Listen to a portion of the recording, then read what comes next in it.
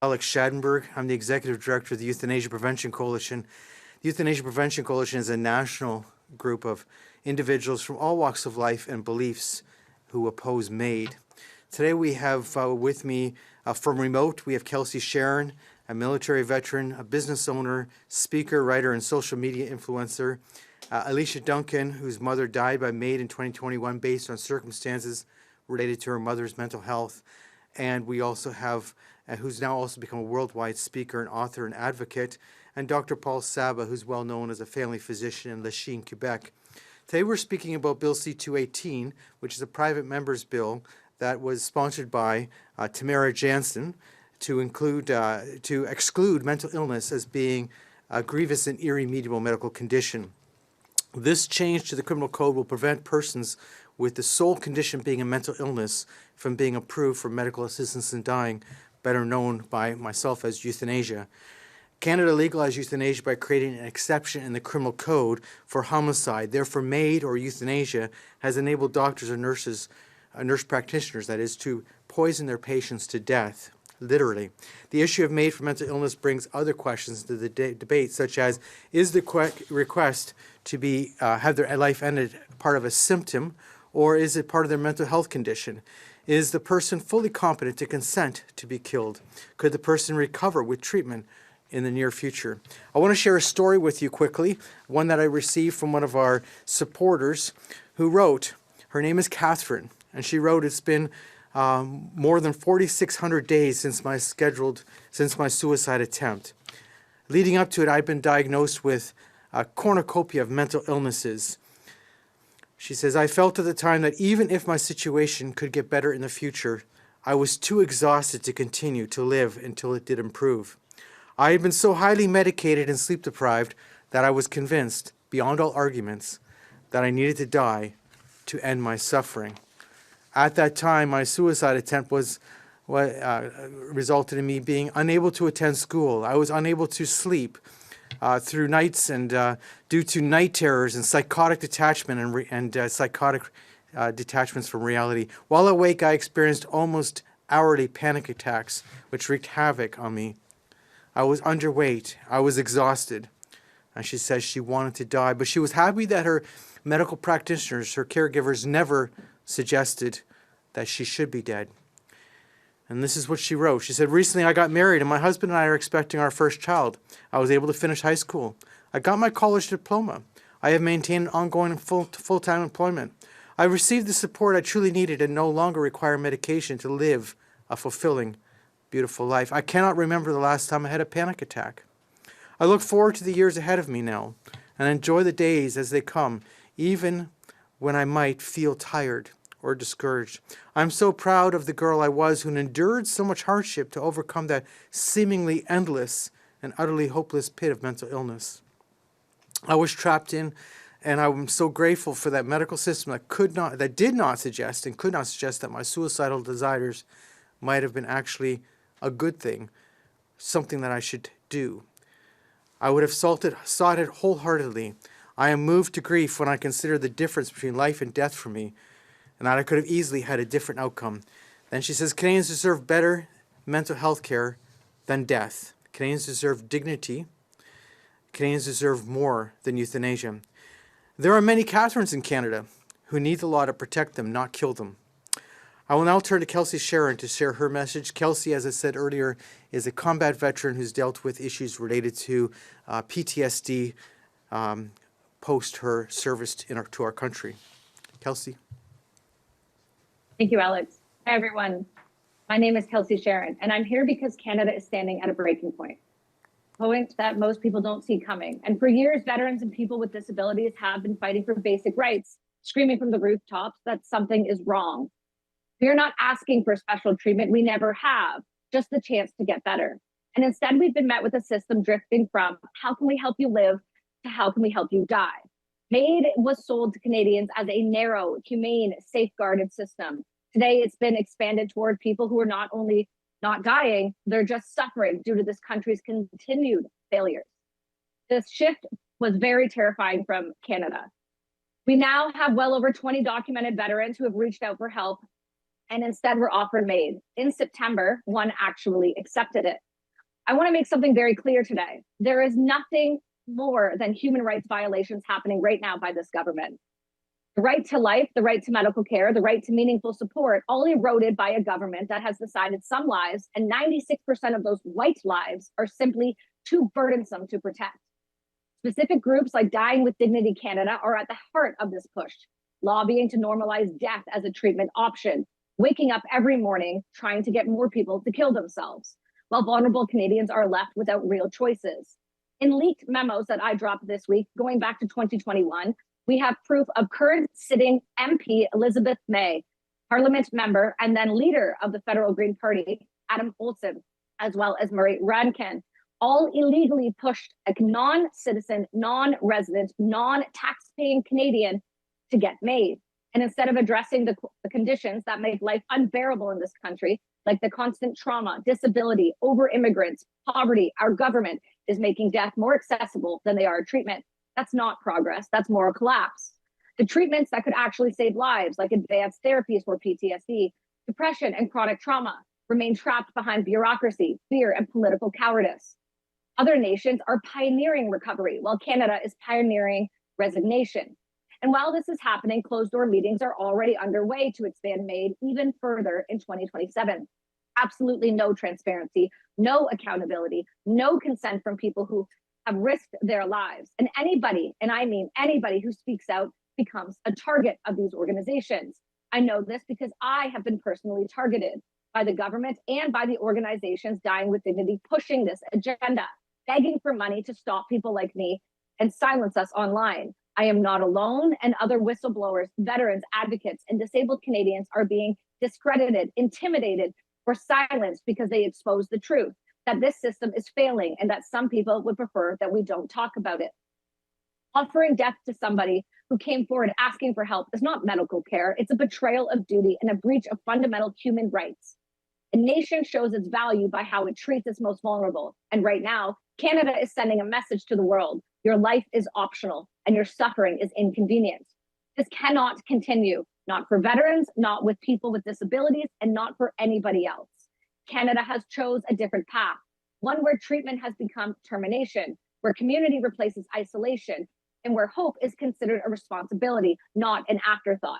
Human life is not a budget problem or a line item. Trauma is not a reason to offer a death sentence.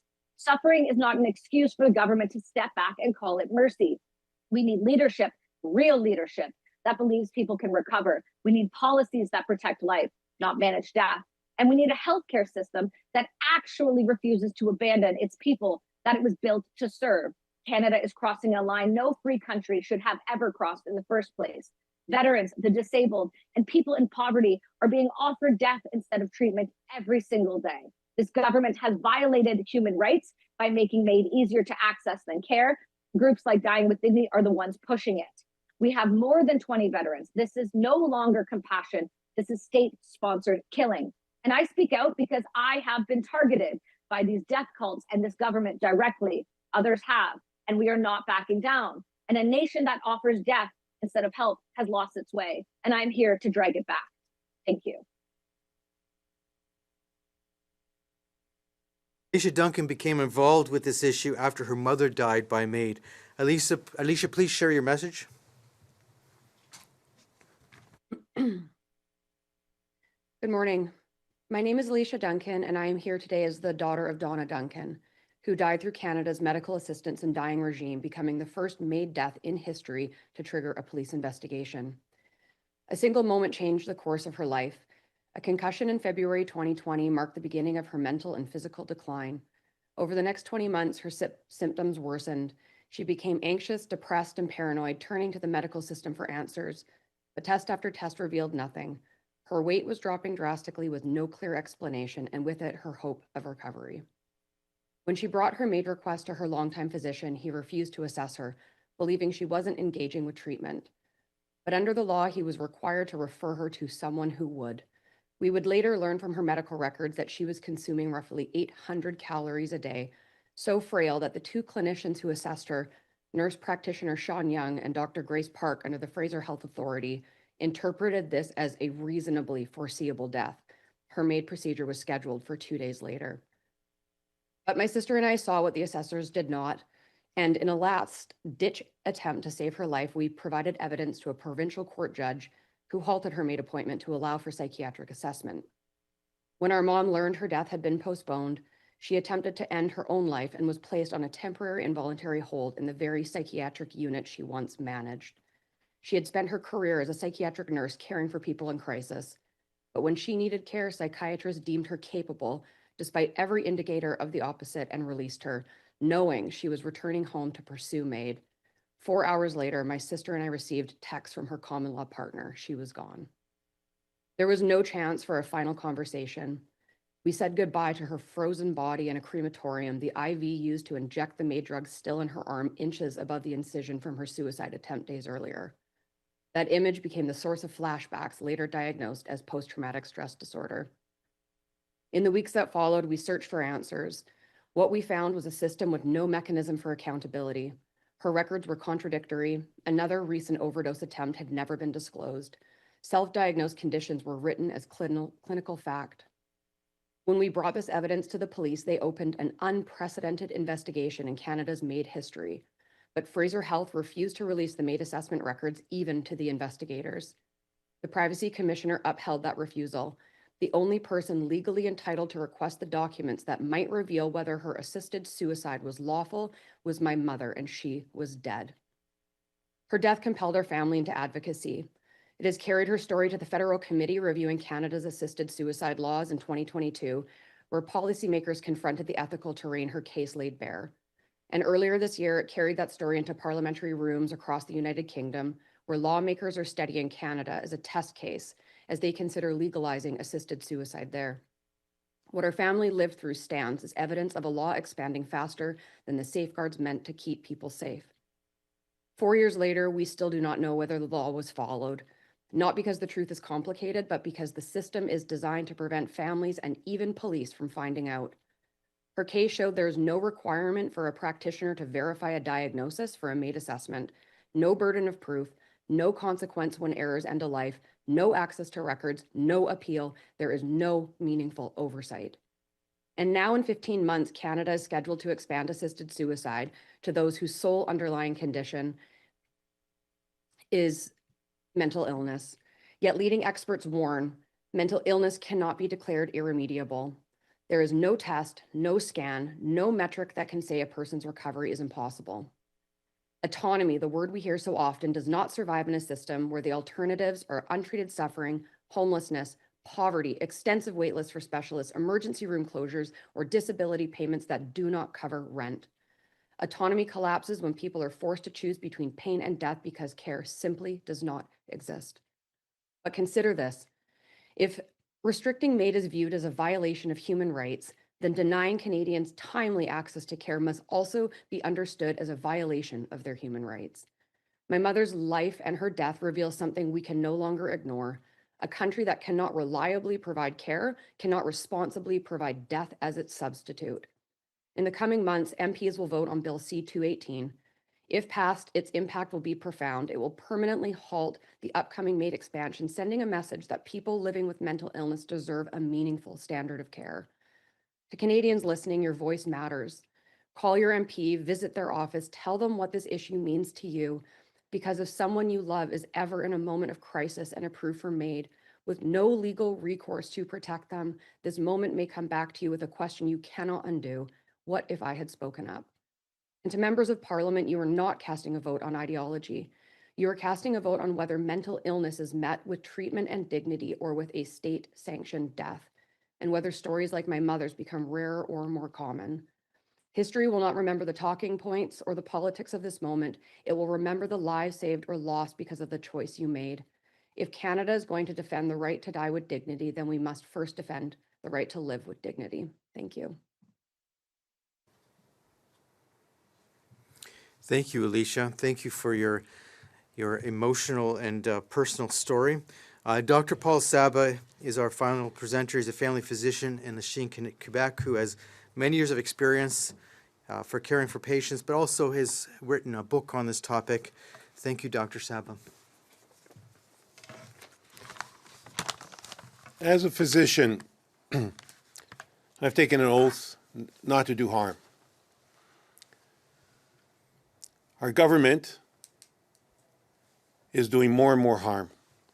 Not only have they failed us in our healthcare system, where Canada is considered to have one of the worst waiting times in the Western world, but we're using medical aid in dying, which is really euthanasia, as an excuse and as a reason to save money. Now, I don't make these allegations frivolously. There's a study published this year in Sage Journal, which explored the potential cost savings to governments by expanding euthanasia to include vulnerable groups, and mostly those vulnerable groups include those with mental illness. They also looked at the homeless, drug users, retired, elderly, and Indigenous communities. This was a well-done study. They estimated from now till 2047, so it's approximately 20 years, there'd be a savings of $1.273 trillion, with an estimated 2.6 million deaths of patients, mostly who are mentally ill, and the elderly. So they found that it was skewed mostly for the mentally ill.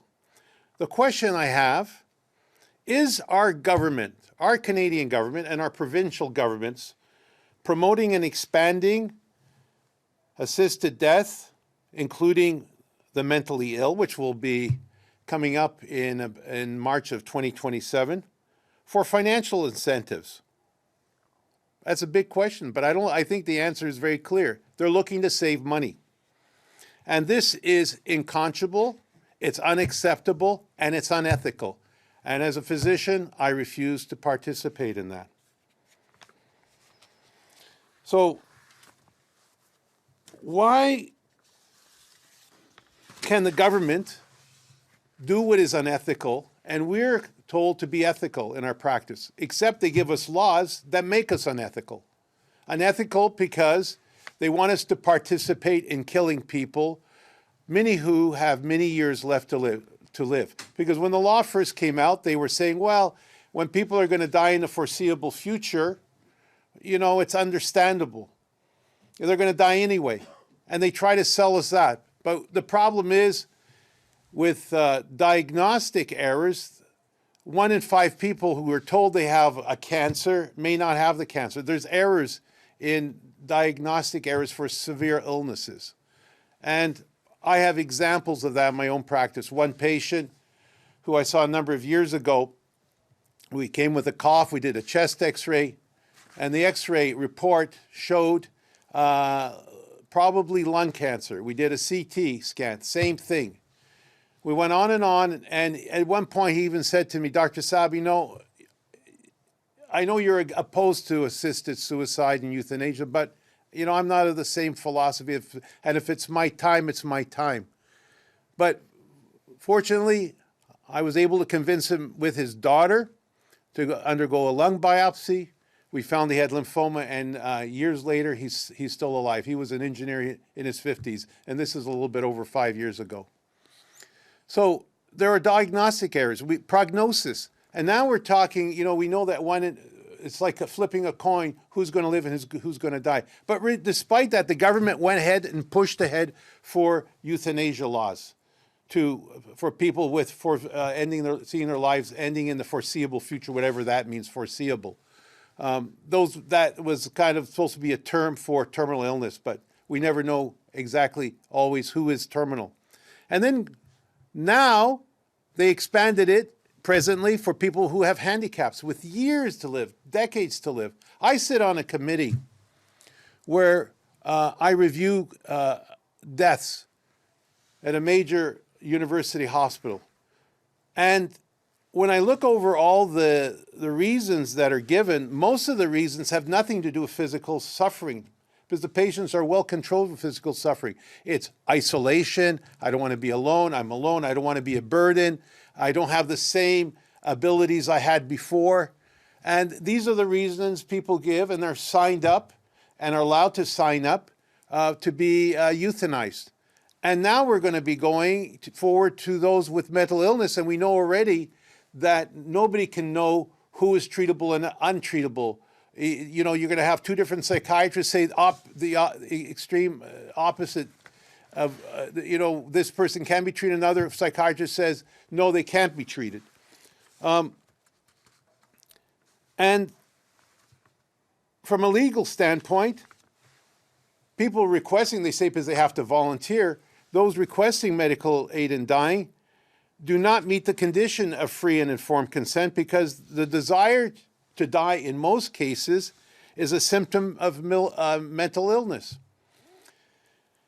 Bill C-218, which will be voted later this year in Ottawa, will stop euthanizing people with mental illness as the sole criteria and must be supported by our members of parliament who value life. Otherwise, they're just saying, we don't value life, and life is cheap and has no value. Le projet de loi C-218 mettra fin à l'adoption de l'euthanasie, aide médicale à mourir, des personnes atteintes de troubles de santé mentale comme seul critère. Dans la plupart des cas, le désir de mourir est un symptôme de maladie mentale. 90% des personnes qui mettent fin à leur jour sont atteintes d'un trouble mental au moment de leur suicide. La plupart des personnes qui ont tenté ou réussi à se suicider ne veulent pas mourir. Ils veulent plutôt échapper à leur détresse émotionnelle. Selon une étude de Harvard School of Public Health, 90% des personnes ayant tenté de se suicider sans succès ne se sont pas suicidées après le traitement. Avec le bon traitement, le suicide a disparu. I want to say this in English, it's very important. 90% of people in a Harvard study who tried to kill themselves and weren't successful after treatment, after after they were treated because they were treated and they weren't successful in their attempts, they did not want to die.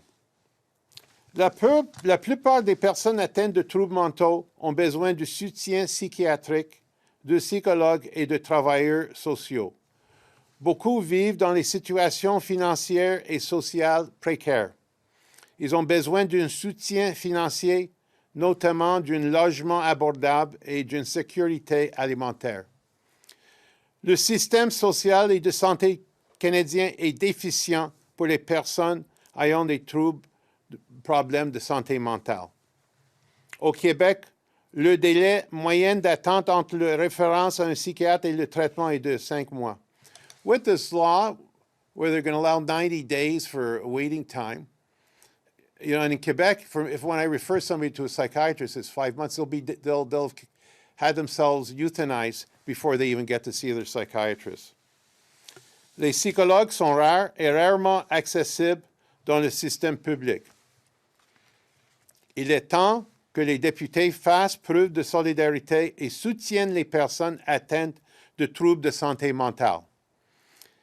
Ils ont besoin de soins, de traitements et de soutien. Ils ne doivent pas être euthanasiés.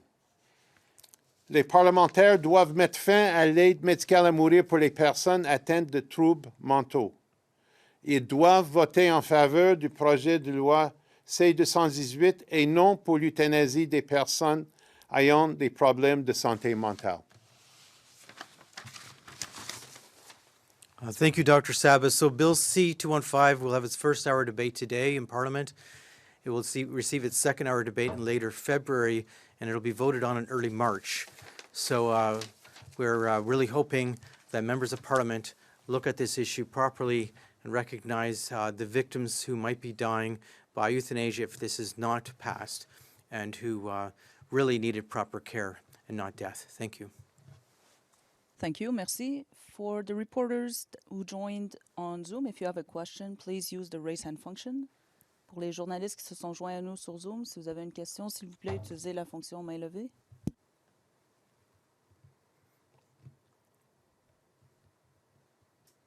Thank you. This concludes the press conference. Merci, c'est ce qui conclut cette conférence de presse. Thank you very much.